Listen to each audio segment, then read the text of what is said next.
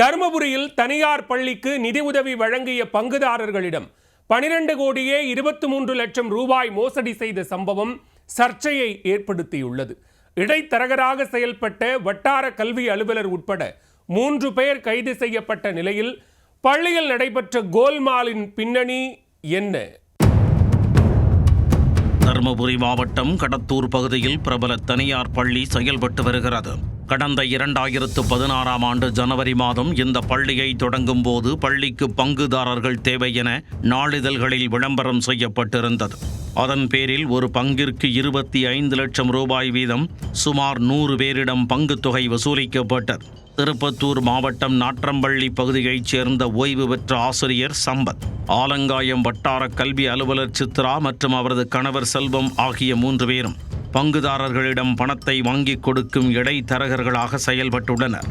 இந்த நிலையில் பள்ளி நிர்வாகத்தின் மீது தருமபுரி மாவட்ட குற்றப்பிரிவு காவல்துறையினரிடம் புகார் அளிக்கப்பட்டுள்ளது. அதில் பங்குதாரர்களாக முதலீடு செய்தவர்களிடம் மோசடி செய்யப்பட்டதாக கூறப்பட்டுள்ளது.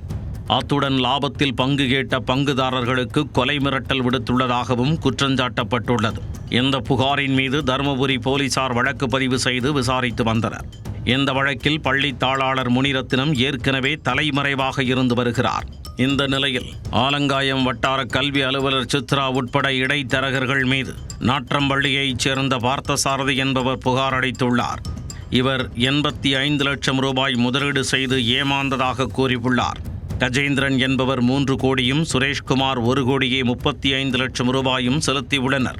இதேபோன்று பலருக்கும் முதலீட்டிற்கு உண்டான கடந்த 7 ஆண்டுகால லாபம் மற்றும் ஈவுத்தொகை எதுவும் பள்ளி நிர்வாகம் கொடுக்காமல் ஏமாற்றியதாக கூறியுள்ளனர்.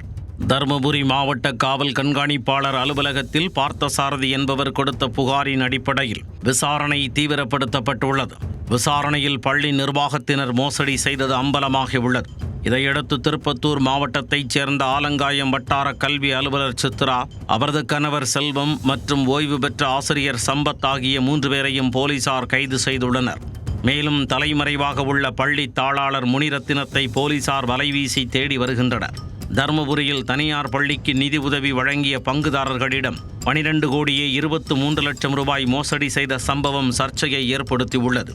இதில் தொடர்புடையவர்கள் மீது உரிய நடவடிக்கை எடுக்க வேண்டும் என்று பாதிக்கப்பட்டவர்கள் கோரிக்கை விடுத்துள்ளனர்.